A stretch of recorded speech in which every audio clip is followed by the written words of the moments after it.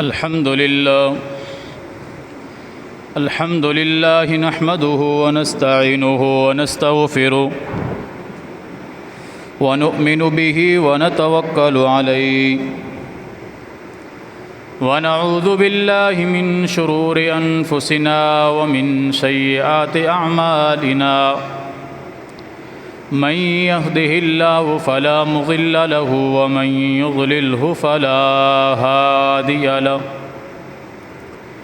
ونشهد أن لا إله إلا الله وحده لا شريك له ونشهد أن محمدًا عبده ورسوله أما بعد فإن خير الحديث كتاب الله وخير الهدي هدي محمد صلى الله عليه وسلم وشر الأمور محدثاتها وكل محدثة بدعة وكل بدعة ضلالة وكل ضلالة في النار يا أيها الذين آمنوا اتقوا الله حق تقاته ولا تموتن إلا وأنتم مسلمون يا أيها الناس اتقوا ربكم الذي خلقكم من نفس واحدة وخلق منها زوجها وبث منهما رجالا كثيرا ونساء واتقوا الله الذي تساءلون به والأرحام إن الله كان عليكم رقيبا يا أيها الذين آمنوا اتقوا الله وقولوا قولا سديدا يصلح لكم أعمالكم ويغفر لكم ذنوبكم ومن يطع الله ورسوله فقد فاز فوزا عظيما أعوذ بالله السميع العليم من الشيطان الرجيم بسم الله الرحمن الرحيم إن الله وملائكته يصلون على النبي يا أيها الذين آمنوا صلوا عليه وسلموا تسليما إن الذين يؤذون الله ورسوله لعنهم الله في الدنيا والآخرة وأعد لهم عذابا مهينا اللهم صل على محمد وعلى آل محمد كما صليت على إبراهيم وعلى آل إبراهيم إنك حميد مجيد اللهم بارك على محمد وعلى آل محمد كما باركت على إبراهيم وعلى آل إبراهيم إنك حميد مجيد رب اشرح لي صدري ويسر لي أمري واحلل عقدة من لساني يفقهوا قولي رب زدني علما اللهم انفعنا بما علمتنا وعلمنا ما ينفعنا وزدنا علما سبحانك لا علم لنا إلا ما علمتنا إنك أنت العليم الحكيم ہر قسم کی حمد و ثنا اللہ جل جلالہ کے لیے بے شمار بے حد و حساب درود و سلام ہوں امام الانبیاء امام الہدیٰ امام الاولین والآخرین شفیع المذنبین رحمۃ للعالمین جناب محمد الرسول اللہ صلی اللہ علیہ وآلہ وصحبہ وسلم کی ذات گرامی پر گزشتہ جمعہ میں رسول اللہ صلی اللہ علیہ وآلہ وصحبہ وسلم کے اخلاق کے حوالے سے چند باتیں آپ کے سامنے گوشت گزار کی تھی۔ آج کا جمعہ بھی اسی سلسلے کی ایک کڑی ہے۔ سورۃ الاحزاب کی آیت نمبر 56 اور 57 میں نے آپ کے سامنے تلاوتیں کی ہیں۔ ان دونوں آیات کا معنی مفہوم ایک دوسرے کے بالکل متضاد ہے، الگ الگ ہے۔ پہلی آیت مبارکہ میں اللہ تعالیٰ ارشاد فرماتا ہے، بے شک اللہ اور اس کے فرشتے نبی کریم صلی اللہ علیہ وسلم پر درود بھیجتے ہیں۔ اے ایمان والو، تم بھی رسول اللہ صلی اللہ علیہ وسلم پر درود اور سلام بھیجو، بے شک وہ ان تک پہنچایا جائے گا۔ اس میں آپ صلی اللہ علیہ وسلم کی مدح سرائی بیان کی جا رہی ہے کہ نبی علیہ الصلاۃ والسلام پر درود بھیجو کثرت کے ساتھ، حتیٰ کہ اللہ رب العالمین اپنی رحمت نازل فرماتا ہے۔ اللہ درود بھیجتا ہے کا مطلب کیا ہے؟ اللہ آپ پر اپنی رحمتیں نازل فرماتا ہے۔ فرشتے اللہ تعالیٰ سے درخواست کرتے ہیں کہ حضور پر اپنی رحمت نازل فرما، اور ہم بھی جب درود پڑھتے ہیں تو ہم درخواست کرتے ہیں اللہم، اے اللہ تعالیٰ، صلی علی محمد، نبی کریم صلی اللہ علیہ وسلم پر اپنی رحمت نازل فرما، جیسے تو نے آپ سے پہلے ابراہیم علیہ السلام اور ان کی آل اولاد پر رحمت نازل فرمائی تھی، اسی طرح نبی صلی اللہ علیہ وسلم پر رحمت نازل فرما، آپ کی آل پر، اولاد پر، اصحاب پر رحمت نازل فرما۔ بے شک تو تعریف والا ہے، بے شک تو بزرگی والا ہے۔ پھر ہم دعا کرتے ہیں اللہم بارک، اے اللہ تعالیٰ تو برکت نازل فرما، علی محمد وعلی آل محمد، نبی کریم صلی اللہ علیہ وسلم پر اور آپ کی آل اولاد پر، اور جس طرح تو نے برکت نازل فرمائی ابراہیم پر اور ان کی آل اولاد پر، بے شک تو بزرگی والا ہے، تعریف والا ہے۔ یہ درود شریف کا میں نے آپ کو معنی مفہوم بتایا۔ ایمان والوں کو یہ حکم دیا گیا ہے کہ اے ایمان والو، تم کثرت کے ساتھ نبی کریم صلی اللہ علیہ وسلم پر درود پڑھو، آپ پر سلام بھیجو۔ حضرت ابوبکر صدیق رضی اللہ تعالی عنہ نے رسول اللہ صلی اللہ علیہ وسلم سے پوچھا، اللہ کے رسول صلی اللہ علیہ وسلم، جب کبھی ہمارا آپ کے ساتھ آمنا سامنا ہوتا ہے تو ہم آپ کو سلام کہتے ہیں، آپ پر سلامتی بھیجتے ہیں، السلام علیکم، لیکن یہ اللہ کا جو حکم ہے کہ میرے نبی پر درود بھیجو، تو کیسے ہم آپ پر درود بھیجیں؟ تو نبی علیہ الصلاۃ والسلام نے یہ نماز کے اندر پڑھے جانے والا درود یہ پڑھ کر سنایا، فرمایا یہ تم مجھ پر پڑھا کرو۔ یہ الگ موضوع ہے۔ دوسری آیت نمبر 57 وہ الگ ہے۔ فرمایا بے شک وہ لوگ جو اللہ کو تکلیف پہنچاتے ہیں، اس کے رسول کو تکلیف پہنچاتے ہیں، ان لوگوں پر اللہ کی لعنتیں ہوں، قیامت تک ان کے اوپر اللہ کی لعنت ہو۔ جو اللہ کو تکلیف پہنچائے، اس کے رسول کو تکلیف پہنچائے، ان کے لیے دردناک، رسوا کر دینے والا عذاب اللہ تعالیٰ نے تیار کر رکھا ہے۔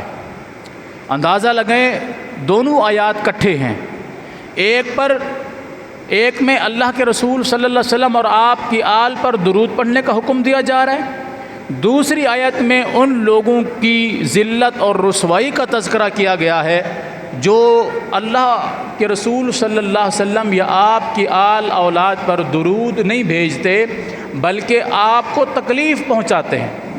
وہ تکلیف کسی بھی طرح سے ہو، نبی علیہ الصلاۃ والسلام کی حکم کی نافرمانی کرنا بھی نبی کو تکلیف پہنچانا ہے، نبی علیہ الصلاۃ والسلام کے صحابہ کو تکلیف پہنچانا، ان کی برائی کرنا، یہ بھی نبی علیہ السلام کو تکلیف پہنچانا ہے، نبی علیہ الصلاۃ والسلام کی آل اولاد کو تکلیف پہنچانا یا ان کے بارے میں برائی کرنا، یہ بھی نبی علیہ السلام کو تکلیف پہنچانا ہے۔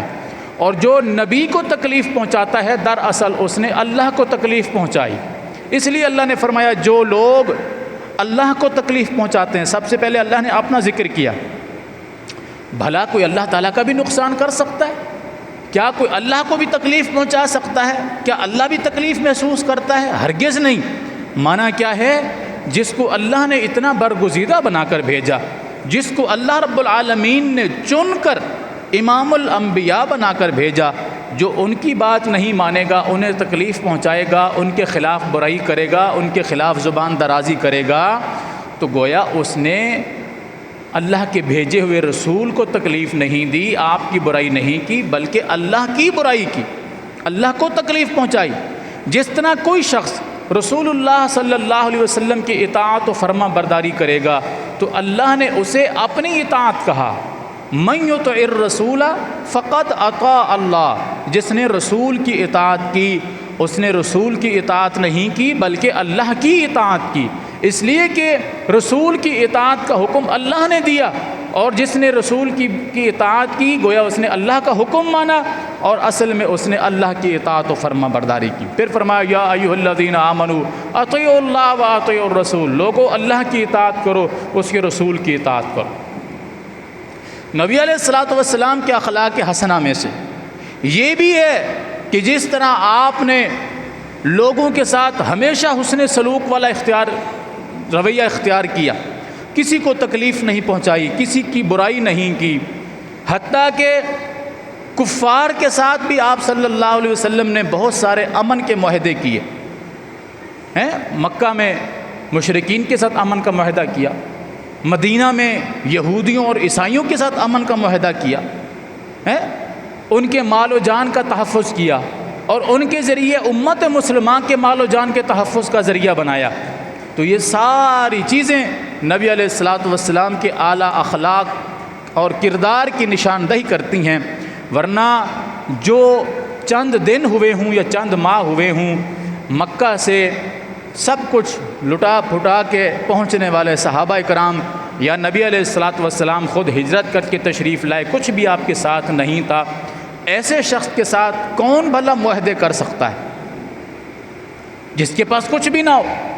حتیٰ کہ انصار کو حکم دیا گیا کہ تم مہاجرین کی مدد کرو، یہ سب کچھ یہود و نصارہ کو معلوم ہے، اس کے باوجود وہ ایسے شخص کے ساتھ معاہدے کر رہے ہیں۔ تو کیا وجہ ہے کہ نبی علیہ الصلوۃ والسلام کا کردار، آپ کا اخلاق وہ پہلے سے جانتے تھے، اور کئی مرتبہ انہوں نے پریکٹیکل کرنے کے لیے اس کو آزمایا بھی ہے۔ میں نے آپ کو گزشتہ جمعہ میں 2 واقعات سنائے تھے، ایک وہ جو یہودی کے ساتھ آپ نے لین دین کا معاہدہ کیا تھا، معاملہ اختیار کیا تھا کہ فلاں دن فلاں وقت میں ہماری ملاقات ہوگی، 3 دن تک نبی علیہ الصلوۃ والسلام اس یہودی کے انتظار میں رہے، اس جگہ پر پہنچ جاتے تھے اور وہ نہیں آتا تھا۔ اسی طرح وہ شخص جس نے نبی علیہ الصلوۃ والسلام کے لین دین کے معاملے میں آ کر حضور کو تکلیف پہنچانا شروع کی، حتیٰ کہ اس نے کہا میرا کوئی تکلیف پہنچانے کا ارادہ نہیں تھا، صرف میں یہ دیکھنا چاہتا تھا ایسا رسول جو لوگوں کو صبر کی تلقین کرتا ہے، برداشت کی تلقین کرتا ہے، تحمل کی تلقین کرتا ہے، لوگوں کو بردباری سکھاتا ہے، اس پیغمبر کے اپنے اندر بھی کوئی صبر تحمل بردباری ہے کہ نہیں؟ اللہ اکبر کبیر۔ اور نبی علیہ الصلوۃ والسلام کو اللہ رب العالمین نے صبر میں بے مثال رکھا۔ حالانکہ آپ گزشتہ انبیاء کا تذکرہ پڑھیں گے تو آپ کو ایوب علیہ الصلوۃ والسلام کے صبر کے بارے میں انتہا درجے کی عظیم آیت ملے گی کہ اتنے صبر والے پیغمبر کہ اللہ رب العالمین نے انہیں آزمایا، ان کی ساری اولاد فوت کر دی، مال و متاع تباہ کر دیا، بیویاں چھوڑ کے چلی گئیں، جسم کے اندر خطرناک قسم کی اللہ رب العالمین نے بیماری پیدا فرما دی، 24 سال تک کم و بیش ایوب علیہ السلام بیمار رہے، اتنی تکلیف اور شدت کی بیماری کہ اللہ رب العالمین ہی بہتر جانتا ہے کس قدر بیماری تھی۔ کبھی کبھی بیوی کہا کرتی تھی، بی بی رحمت، کہ آپ اللہ تعالیٰ سے دعا کیوں نہیں کرتے کہ وہ آپ کو شفا عطا فرمائے؟ تو آپ فرماتے اے اللہ کی بندی، جس اللہ نے مجھے نبی بنایا، مجھے رسول بنایا، اور مجھے مال و دولت عطا فرمایا، اولاد سب کچھ عطا فرمایا، زندگی کا ایک لمبا عرصہ میں نے عیش اور سکون کے ساتھ گزارا ہے، یہ تو چند سال ہوئے ہیں، 24 سالوں کو اللہ کے پیغمبر چند سال شمار کر رہے ہیں کہ یہ جو چند سال مجھے بیماری اور تکلیف آئی ہے، اس سے ڈبل ٹرپل بھی ہو جائے میں تب بھی اللہ تعالیٰ سے شفا نہیں مانگوں گا کہ وہ مجھے آزما رہا ہے تو آزمائے تو صحیح، مجھے بھی تو آزمانے جو ہے آزمائش پہ پورا اترنا ہے کہ نہیں اترنا ہے۔ صبر والے پیغمبر، اللہ فرماتے ہیں انہ لأواب واذکر عبادنا ایوب اذ نادى ربہ انی مسنی الضر۔ اللہ اکبر، ہمارے بندوں میں سے ایوب کا تذکرہ کیجیے اپنے امت کے سامنے، ایسا پیغمبر کہ جس نے عظیم ترین صبر کیا، عظیم ترین صبر کرنے والا پیغمبر۔ ایک وقت ایسا آیا جب دل کو تکلیف شروع ہوئی تو فرمایا یا اللہ اب برداشت نہیں ہوتا کہ اس دل کے اندر تو بستا ہے، اور اگر یہ دل بھی ختم ہو گیا، شیطان مجھ پر حملہ آور ہو گیا تو میرے پاس تیرے علاوہ تو کچھ نہیں ہے، اگر یہ بھی نہیں بچا تو بتا میں تیری محبت کو، تیری توحید کو، تیرے دین کو کہاں سنبھال کر رکھوں گا؟ بیماری پہ شفا نہیں مانگی کہ مجھے بیماری نے کمزور کر دیا ہے، نہیں، کہ مجھ پر شیطان حملہ آور ہونے والا ہے، میرے گھر تک پہنچ گیا ہے، وہ میرے دل تک پہنچنا چاہتا ہے، اب مجھے تھوڑی صحت دے دے، تندرستی دے دے، تاکہ میں اس لعین کا بدبخت کا مقابلہ کر سکوں۔ اتنے صبر والے پیغمبر، لیکن نبی علیہ الصلوۃ والسلام کو جو صبر ملا، ایوب علیہ السلام کے صبر سے بھی بھاری صبر۔ اللہ اکبر کبیر۔ طائف کے میدان میں نبی علیہ الصلوۃ والسلام اپنے ایک غلام کے ساتھ گئے۔ اللہ اکبر کبیر۔ کبھی آپ کا جانا ہو تو کوشش کیجئے گا ایسی ٹریول ایجنسی کے ذریعے آپ جائیں جو آپ کو طائف کی زیارت کروائیں، ورنہ مکہ سے ویسے بھی 20 ریال لیتے ہیں اور طائف کی زیارت کروا کے لاتے ہیں۔ طائف ضرور جائیے گا، اللہ آپ لوگوں کو لے جائے۔ اب تو راستے بن چکے، بالکل بہترین نیشنل ہائی وے بن چکے ہیں، بہترین راستے۔ ذرا تصور کیجئے، جب یہ روڈ نہیں تھے، ہموار راستے نہیں تھے، روڈ بنا ہوا نہ ہو نا، صرف راستہ بھی سیدھا ہوا ہو تو اب بھی بندے کو چلنے میں پریشانی نہیں ہوتی۔ دشوار گزار راستے، کبھی پہاڑ کے اوپر سے گزرنا پڑ رہا ہے، کبھی اس کے دائیں جانب گزرنا پڑ رہا ہے، کبھی اس کی بائیں جانب گزرنا پڑ رہا ہے، کبھی بالکل ڈھلان ہے، کبھی بالکل بلندی ہے۔ اللہ اکبر۔ ایسے دشوار گزار راستے پر نبی علیہ الصلوۃ والسلام اپنے غلام کے ساتھ مکہ سے طائف چلے گئے اللہ کے دین کو لے کر۔ اللہ اکبر کبیر۔ لمبا سفر ہے، مکہ سے طائف تک کم از کم 1.5 گھنٹہ لگتا ہے بس پر، اور یہ سفر نبی علیہ الصلوۃ والسلام نے پیدل کیا۔ پیدل کتنے دن لگے ہوں گے، کتنی مشقت اٹھائی ہوگی حضور نے۔ اللہ کی عزت کی قسم، کاش وہ پتھر ہمیں مل جائیں جن پر میرے پیغمبر کے پاؤں پڑے صلی اللہ علیہ وسلم۔ ان پتھروں کو بندہ چومے، ان کو اپنی آنکھوں سے لگائے کہ یہ وہ عظیم پتھر ہیں جو میرے پیغمبر کے پاؤں کے نیچے آئے۔ دشوار گزار راستے، مکہ میں پہنچے، طائف میں پہنچے، کس وجہ سے پہنچے؟ کیا مال و دولت کی ضرورت تھی؟ کیا جاہ و حشمت کی ضرورت تھی؟ نہیں، ایک ہی تڑپ ہے، اللہ کا دین لوگوں تک پہنچ جائے، اللہ کی شریعت لوگوں تک پہنچ جائے، لوگ اللہ والے بن جائیں، اللہ کی دشمنی سے باز آ جائیں، جہنم سے بچ جائیں۔ اس کے علاوہ کوئی تڑپ نہیں ہے میرے پیغمبر کو۔ فَلَعَلَّكَ بَاخِعٌ نَفْسَكَ عَلَىٰ آثَارِهِمْ إِن لَّمْ يُؤْمِنُوا بِهَٰذَا الْحَدِيثِ أَسَفًا۔ کبھی آپ سورہ کہف کی تلاوت کیجئے، اس میں یہ آیت مبارکہ موجود ہے۔ اللہ تعالیٰ ارشاد فرماتے ہیں، اے پیغمبر، ہمیں ایسا محسوس ہو رہا ہے کہ آپ جتنی تڑپ ان کے ایمان کے لیے رکھتے ہیں کہ یہ لوگ ایمان لے آئیں، جہنم سے بچ جائیں، جنت کے وارث بن جائیں، جتنی تڑپ آپ ان کے لیے رکھ رہے ہیں، ہمیں محسوس ہو رہا ہے کہیں آپ اپنے آپ کو اس تڑپ میں ختم نہ کر بیٹھے۔ آپ کیوں اپنی جان کے دشمن بن رہے ہیں؟ فَلَعَلَّكَ بَاخِعٌ نَفْسَكَ۔ آپ ان کی وجہ سے اپنے آپ کو مشقت میں ڈال رہے ہیں، خطرے میں ڈال رہے ہیں۔ اللہ اکبر کبیر۔ عَلَىٰ آثَارِهِمْ، ان کے پیچھے چل چل کے، ان کو دعوت دے دے کے، اگر یہ ایمان نہیں لائیں گے تو آپ تو غم کے مارے اپنے آپ کو ختم کر بیٹھیں گے۔ اور ہمارے پیغمبر، ہم تو نہیں چاہتے کہ آپ ایسا کریں۔ آپ کا کام ہے دعوت کا کام پہنچا دینا، دعوت دین پہنچا دینا، اس کو ماننا نہ ماننا ان کے ذمے ہے۔ فذکر انما انت مذکر، بس آپ ان کو نصیحت کیجئے، کیونکہ آپ کا کام نصیحت کرنا ہے بس۔ لست علیہم بمسیطر، آپ ان پر زبردستی دروغہ بنا کر نہیں بھیجے گے کہ بھائی کیوں نہیں مان رہے ہو، کیوں اسلام قبول نہیں کر رہے، کیوں میری دعوت پر لبیک نہیں کہہ رہے۔ نہیں، آپ کا کام ہے پہنچا دینا بس۔ مانیں گے تو اپنا فائدہ ہے، نہیں مانیں گے تو اپنا نقصان ہے۔ آپ ان کے لیے اپنے آپ کو ہلکان نہ کریں۔ نبی علیہ الصلوۃ والسلام طائف چلے گئے، بڑے بڑے سردار وہاں موجود ہیں، ان کو دعوت دین پہنچائی تو وہ کہنے لگے، کیا یہ بات کرتے ہوئے آپ کو عجیب نہیں لگتا کہ آپ اللہ کے رسول ہیں؟ اللہ کو بھلا اگر رسول بنانا ہی تھا تو مکہ کے بڑے بڑے سردار مر گئے تھے کہ اس کو ایک لاوارث ایک یتیم ملا جس کے سر پہ نبوت کا تاج رکھ دیا؟ کیا مکہ کے سردار، مکہ کے چودھری وڈیرے ختم ہو گئے تھے؟ یہ مذاق اڑایا۔ حالانکہ اللہ جس کو اپنا رسول بنانا چاہے اسے یہ نہیں دیکھتا وہ سردار خاندان کا ہے کہ نہیں، چودھری خاندان کا ہے کہ نہیں، مال و متاع والا ہے کہ نہیں۔ اللہ لوگوں کے دلوں کو دیکھتا ہے۔ جس کے دل میں اللہ کا خوف، اطاعت، تقوی، پرہیزگاری، ڈر، محبت زیادہ ہوتی ہے، اللہ اس کو اپنا رسول بناتا ہے۔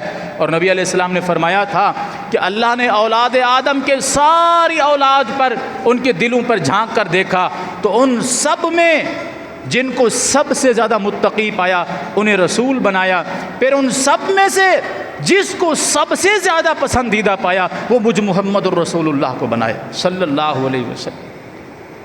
تو سرداری یا چودراہٹ اللہ کے لیے کوئی معنی نہیں رکھتی۔ وہ کہنے لگے کہ مکہ کے سردار سارے مر گئے تھے، کہ آپ کو اپنا رسول بنایا؟ اچھا دعوت پیش کرو۔ دعوت کیا ہے؟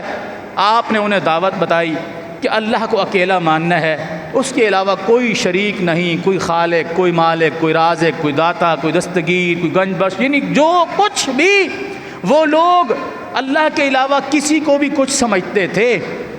ہمارے معنی اردو کے اندر ان کے یہ جتنے میں نے نام لیے یہ سارے معنی مفہوم بنتے ہیں، آج ہمارے ہاں بھی موجود ہیں۔ بڑی عجیب و غریب قسم کی کرامتیں ہیں، بڑی عجیب و غریب قسم کے معاملات ہیں، عجیب و غریب قسم کے نام اور معنی مفہوم ہیں، بڑی بڑی ہستیاں، جو کچھ اس سے زیادہ اس وقت موجود تھیں، اتنی موجود تھیں کہ اللہ نے ان کا نام قرآن کے اندر ذکر کر دیا۔ بھلا بتائیے تو جس بڑی ہستی کا نام قرآن کے اندر آ جائے، یا آج کی چھوٹی موٹی ہستیاں اس کے پاؤں کے برابر بھی جا سکتی ہیں؟ اللہ نے قرآن کے اندر ذکر کیا ود، سوا، یغوث، یعوق، نصر، یہ 5 بڑے بڑے جو ہے بزرگ، بڑی بڑی ہستیاں۔ آپ کے پاکستان کے اندر بھی بڑی بڑی ہستیاں جو ہے یہ 4-5 ہی ہیں، باقی تو سارے یوں سمجھ لیں کہ ان کی برانچیں ہیں۔ اس وقت یہ بڑی بڑی ہستیاں اتنی ہی تھیں، باقی ان کی برانچز تھیں۔ جیسا کہ مکہ کے اندر خانہ کعبہ کے اندر 360 بڑے بڑے بت رکھے ہوئے تھے، 360، ان میں بڑے بڑے 3-4 تھے۔ ابراہیم علیہ السلام، ان کی تصویر، اسماعیل علیہ السلام کی تصویر، عیسیٰ علیہ السلام کی تصویر، موسیٰ علیہ السلام کی تصویر اور عزیر علیہ السلام کی تصویر۔ باقی ساری برانچز تھیں، یعنی کوئی جو بھی جس کو بڑا بنانا چاہا اس کا پتلا بنا کے وہاں لگا دیا۔ بڑے بڑے کتنے تھے؟ 4-5۔ تو وہ کہنے لگے کہ کیا پھر یہ سارے ختم ہو جائیں گے؟ فرمایا ہاں یہ سارے ختم ہو جائیں گے، ایک رب کو ماننا پڑے گا، ایک رب کو۔ تو وہ کہنے لگے یہ مروائے گا ہمیں، اسے ہماری فکر نہیں ہے۔ کہنے لگے یار بتاؤ آپ کا مسئلہ کیا ہے؟ مکہ سے آپ سفر کر کے مدینہ طائف میں پہنچے ہیں اور آ کر ہمیں جو دعوت پیش کر رہے ہیں کہ ایک رب کو مانو، کیا پڑا ہے اس کے پاس؟ اصل اپنا مقصد بتاؤ۔ آپ کا مقصد اگر جاؤ حشمت ہے تو زبان کھولیے، جو بولیں گے آپ کو مل جائے گا۔ آپ کا مقصد اگر سرداری ہے تو ہم کسی بڑے علاقے کا آپ کو سردار بنا دیتے ہیں۔ آپ کا مقصد اگر شادی کرنا ہے، آپ عورت چاہتے ہیں تو عرب کی جس خاتون پہ ہاتھ رکھیں گے ہم آپ کا اس کے ساتھ نکاح کرا دیں گے۔ ایک عام آدمی کی یہی ضروریات ہے نا کہ مجھے کھانے پکانے کو بہت سامان مل جائے، رہنے کو اچھا گھر مل جائے، علاقے کی چودراہٹ مل جائے، ایک اچھی بیوی مل جائے۔ اگر تو آپ کی یہ مسئلے ہیں تو ہم سے ذکر کیجئے، ابھی آپ کے حل کیے دیتے ہیں۔ اللہ اکبر کبیرہ۔ نبی علیہ الصلوۃ والسلام نے فرمایا اگر مجھے یہی چاہیے ہوتے تو کیا اللہ رب العالمین نے مجھے خدیجہ جیسی بیوی نہیں عطا فرمائی؟ سبحان اللہ، کیا مجھے خدیجہ نہیں ملی؟ مال و دولت کی وارث، عظیم خاتون، اتنی عظیم خاتون کہ مکہ میں اس جیسا بڑا تاجر کوئی نہیں ہے۔ اگر مجھے مال و دولت کی ہی حرص ہوتی تو میں خدیجہ جیسی کتنی عورتیں لے لیتا. نہیں، میں آپ کو اللہ کا دین پہنچانے آیا ہوں. اور تم لوگ یہ سمجھتے ہو جاہو حشمت، تو سنو، میرے ایک ہاتھ پہ سورج رکھ دو. تمہارے بس میں ہو تو سورج کو لا کے میرے ایک ہاتھ پہ رکھ دو، چاند کو لا کر میرے دوسرے ہاتھ پہ رکھ دو. مجھے رب کی قسم، میں اللہ کے دین کے مقابلے میں ان دونوں کو کوئی اہمیت نہیں دیتا. میں تمہیں اللہ کا دین پہنچانے آیا ہوں، اللہ کی شریعت پہنچانے آیا ہوں. تمہیں تمہارے نقصان سے بچانے کے لیے، تمہیں تمہارے فائدے میں لانے کے لیے آیا ہوں. نقصان کیا ہے؟ اللہ کے باغی بنے رہو گے، نقصان میں رہو گے. فائدہ کیا ہے؟ اللہ کی بات مان لو گے، عرب و عجم کے مالک بن جاؤ گے. انہوں نے نبی علیہ الصلوۃ والسلام پر کوئی توجہ نہیں کی، بلکہ آپ کو چلتا کیا. اور صرف چلتا نہیں کیا بلکہ آپ کو برے جملے بھی کہے. اللہ کی ان پر لعنتیں ہوں جنہوں نے نبی علیہ الصلوۃ والسلام پر برے جملے استعمال کی. اور پھر آپ صلی اللہ علیہ وسلم کے پیچھے لڑکوں کو لگا دیا کہ ان کو مارو، بھگاؤ یہاں سے، طائف سے. طائف کا ماحول خراب کرنے آئے ہیں، امن خراب کرنے آئے. میں گزشتہ سال اگست کے اندر گیا ہوں. اگست کے اندر یقین جانے وہاں پر ٹھنڈ تھی. اگست کے اندر مغرب کے وقت ہمیں بڑی چادریں اوپر اوڑھنی پڑی اگست کے مہینے میں. اور نبی علیہ الصلوۃ والسلام ہاڑے کی سردی میں پہنچے. جب وہ سردی کا قہر تھا، اللہ اکبر کبیرہ، کوئی لباس نہیں اپنی سیکورٹی کے لیے، کچھ بھی نہیں، ایک غلام ساتھ ہے. لوگوں نے پتھر مارنا شروع کیے، آپ کو دیوانہ کہا، آپ کو عجیب و غریب کہا، آپ کو طائف سے نکلنے پر مجبور کیا. نبی علیہ الصلوۃ والسلام کے کپڑے مبارک لہو لہان ہو گئے. میرے ماں باپ حضور پر قربان. اتنا خون کہ جوتے مبارک خون میں جا جا کے جم گئے پاؤں کے ساتھ. اللہ اکبر کبھی. اللہ کے دین کی خاطر ہم نے تو کبھی اتنی مشقت نہیں اٹھائی. کیا خیال ہے؟ ہم میں سے بھی کبھی کسی نے اتنی مشقت اٹھائی ہے؟ اگر کوئی کسی سے کہے کہ تم وہابیوں کی مسجد میں نماز پڑھنے جاتے ہو تو ہمارے لیے یہ جملہ ہی وبال جان بن جاتا ہے کہ یہ کوئی نئی مصیبت آ گئی ہے. یہ جملہ ہمارے لیے آر کا سبب بن جاتا ہے. ایسے بہت سارے ساتھی ابھی بیٹھے ہوئے ہیں اور میں بعد میں بھی آپ کو دکھا سکتا ہوں جن کو باقاعدہ تانے دیے گئے کہ تم کو اور کوئی مسجد نہیں ملی، وہابیوں کی مسجد میں جا کے تم جمعہ بیان پڑھنے جاتے ہو، نمازیں پڑھنے جاتے ہو. اللہ اکبر کبیر. اور یہ پیغمبر ہیں جن کو کیا تانے دیے جا رہے ہیں، عجیب و غریب. اللہ اکبر کبیر. پتھر مارے جا رہے. نبی علیہ الصلوۃ والسلام ایک باغ میں جا کر آپ نے پناہ لی. غالباً عتبہ کا ایک غلام تھا. اس نے دیکھا کہ یار ایسے شخص کو پتھر مارے جا رہے ہیں جو ان پر جوابی کارروائی نہیں کر رہا، ان پر جوابی کارروائی نہیں کر رہا، بلکہ آسمان کی طرف منہ اٹھاتے ہیں اور کچھ پڑھتے ہیں، پھر چل پڑتے ہیں، پھر پتھر لگتے ہیں، پھر جسم سے خون نکلتا ہے، پھر چل پڑتے ہیں. آپ ایک درخت کے نیچے جا کر بیٹھے، کھجور کے درخت کے نیچے. اس نے، وہ کافر ہے، وہ بھی غلام بھی کافر ہے، وہ گیا، اس نے انگوروں کا ایک گچھا لایا اور وہ نبی علیہ الصلوۃ والسلام کو پیش کیا. نبی علیہ السلام نے ان کو نوش فرمایا اور کچھ جملے آپ نے ارشاد فرمائے. وہ جملے کیا تھے؟ اللہ کی تعریف کی. کھانا کھانے کے بعد کی جو ہم دعا پڑھتے ہیں، اللہ کی تعریف کی. اور بسم اللہ پڑھ کر انہیں کھانا شروع کیا. تو وہ غلام حیران ہو گیا کہ آج سے پہلے تو میں نے یہ جملے کبھی نہیں سنے، یہ کیا پڑھا آپ نے؟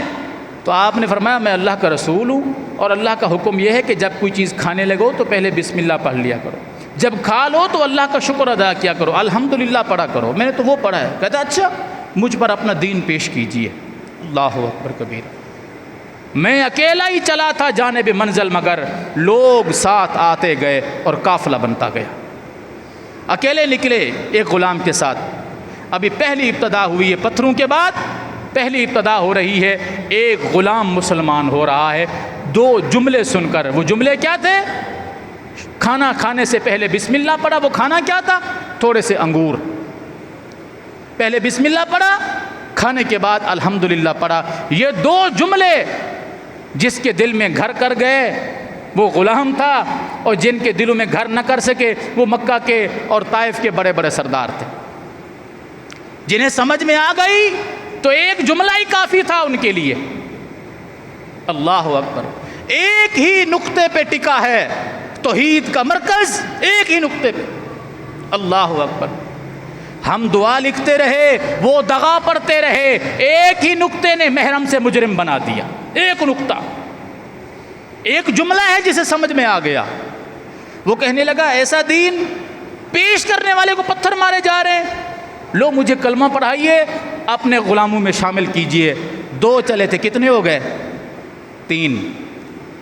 جبرائیل امین تشریف لائے، اللہ کے رسول صلی اللہ علیہ وسلم آپ کا حکم ہو تو جنہوں نے آپ کو تکلیف پہنچائی ہے نا، یہ دیکھیں میرے ساتھ پہاڑوں کی نگرانی کرنے والے، پہاڑوں کی حفاظت کرنے والے فرشتے میرے پاس موجود ہیں، میں ان کو ساتھ لے کر آیا ہوں۔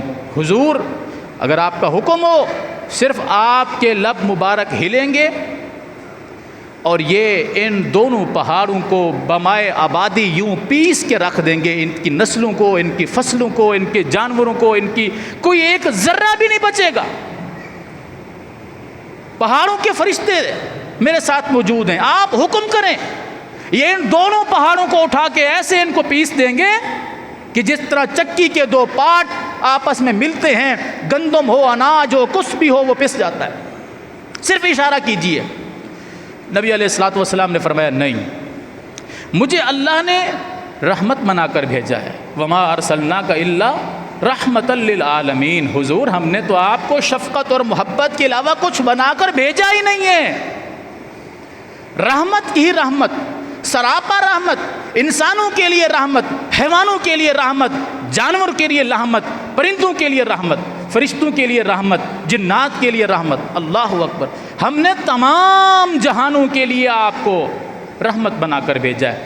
نبی علیہ السلام فرمانے لگے جبرائیل یہ لوگ مجھے نہیں جانتے، مجھے امید ہے ایک وقت آئے گا یہ نہ صحیح ان کی نسلیں ضرور دین پر چلیں گی۔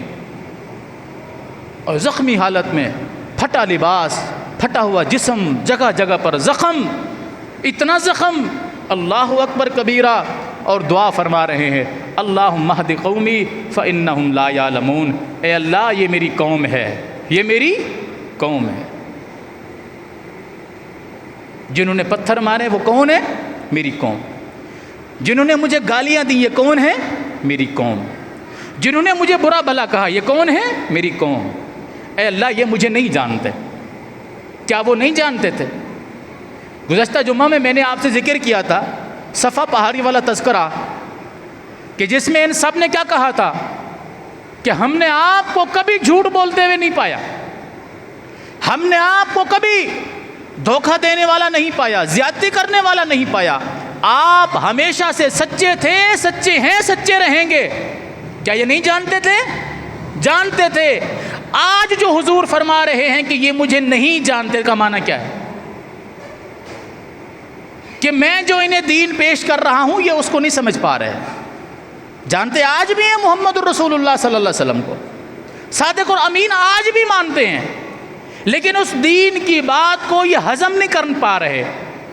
وہ ساری زندگی ماں باپ دادا پردادا کی دین کی جو لت تھی، شرک اور غلاظت کی جو بھری ہوئی ان کے دماغوں میں، ان کے دلوں میں، وہ ایک جملے میں ختم نہیں ہو پا رہی، یہ اس کو ہضم نہیں کر پا رہے، اس لیے یہ مجھے نہیں جانتے۔ اللہم اہد قومی، اے اللہ میری اس قوم کو ہدایت عطا فرما، فإنہم لا یعلمون، یہ مجھے نہیں جانتے۔ جبرائیل آپ جاؤ، ان فرشتوں کو بھی لے جاؤ جو پہاڑوں کو گرانے کے لیے آئے ہیں، آپ بھی جاؤ، میرے رب نے مجھے رحمت بنا کر بھیجا ہے، میں ان کے لیے بد دعا کروں؟ اللہ اکبر کبیر، میں تو بد دعا نہیں کروں گا، ہاں آپ کو ایک بشارت سناتا ہوں کہ ان قریب یہ نہ صحیح ان کی نسلیں دین کی خیر خواہ ہوں گی۔ اللہ کی عزت کی قسم، آج بھی آپ چلے جائیں پوری دنیا میں، اگر اسلام کے سب سے زیادہ سخت اور پکے محافظ ہیں طائف کے لوگ،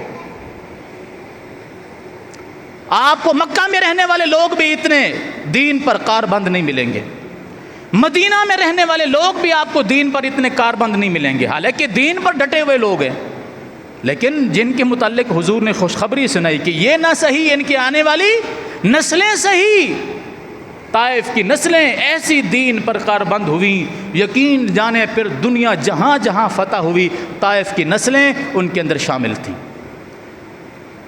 وہ لوگ جنہوں نے پتھر مارے تھے میرے پیغمبر کو، ان کی اولادیں شانہ بشانہ نبی علیہ الصلوۃ والسلام کے ساتھ اور بعد میں صحابہ کے ساتھ مل کر کفار کے خلاف جنگیں کرنے والے تھے۔ یہ اخلاق تھا میرے پیغمبر کا صلی اللہ علیہ وسلم۔ ہمیں تھوڑی سی تکلیف ہو جائے، تھوڑی سی تکلیف، کوئی کچھ کہہ دے، تم اتنی بڑی تمہاری داڑھی ہے اور تم یہ سی بات کر رہے ہو ہیں، تو ہمارا پتا پانی ہو جاتا ہے۔ اس نے مجھے تانا دیا، ارے ملا تم یہ کرتے ہو، ارے صوفی تم یہ کرتے ہو، ارے مولوی تم یہ کرتے ہو، ارے فلانے تم یہ کرتے ہو۔ یہ تانا ہماری ذلت کا سبب بن جاتا ہے اور سب سے پہلے ہم داڑھی کی ماں بے نیک کر دیتے۔ کتنے یہاں نوجوان بیٹھے ہوئے ہیں جن سے میں نے پوچھا کہ اچھی خاصی آپ کی داڑھی تھی کیوں کٹوائی، کیا کہتے ہیں؟ ہمیں لوگ کہتے ہیں کہ تم داڑھی رکھتے ہو پھر یہ کام کرتے ہو، تو اس وجہ سے ہم نے کہا کہ چلو ہماری توہین تو ہوتی ہے، اس کی نہ ہو، تو ہم نے اس کو ختم کر دیا۔ ایمانداری سے بتائیں، اس کو ختم کرنے کے بعد اس کی توہین کی ہے یا اس کا تحفظ کیا؟ ہم سے تو اتنی سی بات برداشت نہیں ہوتی، ہم سے تو چھوٹی سی بات برداشت نہیں ہوتی، اور نبی علیہ الصلوۃ والسلام کو پتھر مارے جا رہے ہیں، نکالا جا رہا ہے، قتل کے منصوبے کیے جا رہے ہیں، آپ کو مارنے کے لیے پلاننگیں ہو رہی ہیں۔ اتنا بڑا بڑا انعام کہ جو شخص محمد بن عبداللہ کو محمد الرسول اللہ بھی نہیں کہتے تھے، اگر محمد الرسول اللہ کہتے تو پھر جھگڑا کس بات کا ہوتا؟ محمد بن عبداللہ کہتے تھے، جو محمد بن عبداللہ کو قتل کر کے لائے گا معاذ اللہ استغفر اللہ، اس کو 100 اونٹ دیے جائیں گے، 100 اونٹ انعام، 100 سرخ اونٹ انعام۔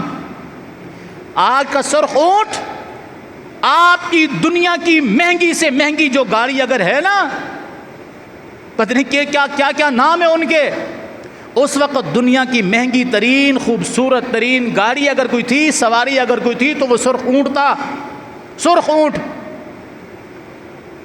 آج اگر کسی کو کہا جائے کہ فلاں بندے کے خلاف ہمیں مخبری کرو، وہ کہاں آتا جاتا ہے؟ تمہارا نام صیغہ راز میں رکھا جائے گا اور تمہیں اتنا انعام و کرام سے نوازا جائے گا۔ وہ یہ نہیں دیکھا گا میرے خاندان کا ہے، میرا رشتہ دار ہے، کیا ہے کیا نہیں، بولا بھاڑ میں جائے، میرے پاس تو 4 پیسے آتے ہیں نا۔ انہوں نے ببانگ بہل اعلان کیا کہ جو محمد بن عبداللہ کو معاذ اللہ استغفر اللہ آپ کو قتل کر کے لائے گا، 100 سرخ اونٹ اس کو انعام میں دیے جائیں گے اور اس کو سرداری دی جائے گی، عرب کی جس لڑکی کے اوپر ہاتھ رکھے گا اس کا نکاح کر دیا جائے گا۔ بڑے بڑے لوگ نکلے نبی علیہ الصلوۃ والسلام کے پیچھے، آپ غار سے نکلے ہیں، آپ کے ساتھ سیدنا ابوبکر صدیق ہیں، سراقہ بن مالک آپ کے پیچھے نکلا گھوڑے پر سوار، اللہ اکبر، بڑے تیز گھوڑے کو دوڑاتا ہوا نبی علیہ الصلوۃ والسلام کے قریب پہنچا۔ آپ اور ابوبکر اونٹنیوں پر سوار ہیں، بھلا اونٹ کی رفتار گھوڑے کی رفتار کا کیا مقابلہ کر سکتی ہے؟ ابوبکر صدیق بار بار پیچھے دیکھ رہے ہیں، حضور سراقہ آ گیا، حضور سراقہ آ گیا، عرب کا مشہور ترین سوار، گھوڑ سوار اور مشہور ترین تیز تیر انداز، مشہور ترین تلوار باز، نبی علیہ الصلوۃ والسلام کا سر لانے کے لیے نکلا ہے۔ قریب پہنچا، کہنے لگا رک جاؤ، میں نے تمہیں پا لیا ہے۔ نبی علیہ الصلوۃ والسلام نے پیچھے دیکھا ہی نہیں، فرمایا ابوبکر چھوڑ دو اس کو، ان اللہ معنا، اللہ ہمارے ساتھ ہے۔ اتنی بات کرنی تھی، سراقہ بن مالک کے گھوڑے کے 4 پاؤں زمین میں دھنس گئے، پتھریلی زمین۔ یہ آپ کسی دودھ گوٹ میں تھوڑا سا ٹینک کھودنا شروع کرو نا تو 2 فٹ کے بعد نیچے پتھر آنا شروع ہو جاتے ہیں، گھینتی نہیں چلتی، اس سے زیادہ پتھر کا راستہ ہے سارا۔ پتھر کی زمین کے اوپر اگر گھوڑے کے پاؤں زمین میں دھنس رہے ہیں، آپ اسے کیا سمجھتے ہیں؟ 4 پاؤں گھوڑے کے زمین میں دھنس گئے۔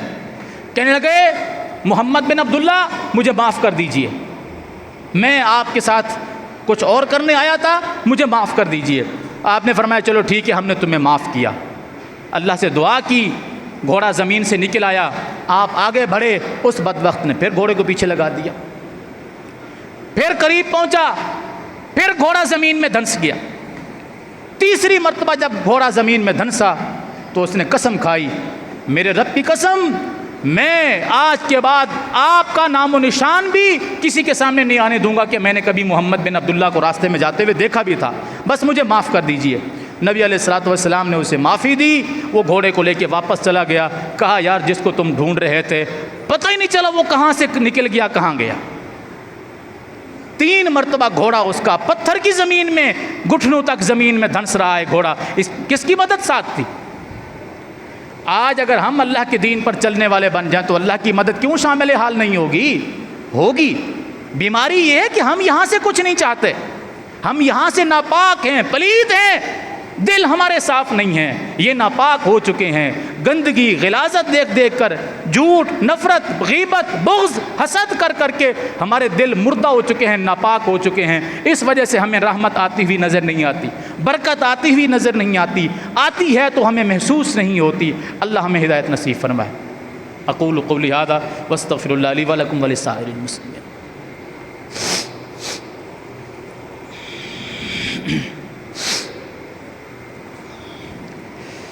الحمد للہ